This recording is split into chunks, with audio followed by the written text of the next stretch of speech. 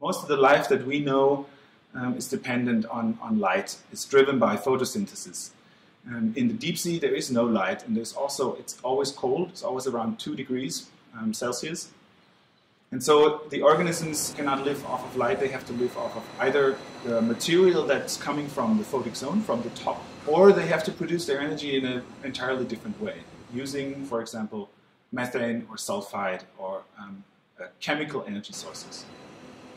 The mud volcano that I studied is called Håkon Mosby mud volcano. And although it's called volcano, it's not like a terrestrial volcano that we have in mind. It's a very flat structure, and the material it erupts is not molten rock, it is warm subsurface mud.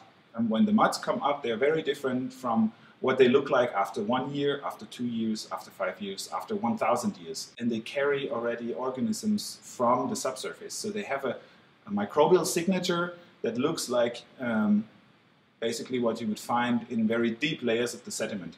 You could say that we look at the evolution of ecosystems.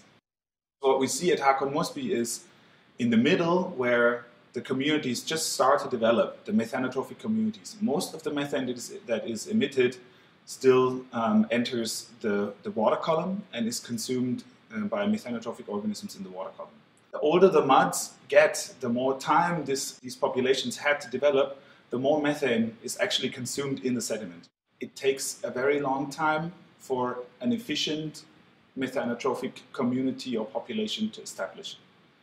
So that means that if we want those organisms to keep eating the methane before it enters the water column and possibly the atmosphere, then we should probably protect those ecosystems from bottom trawling and other anthropogenic impacts.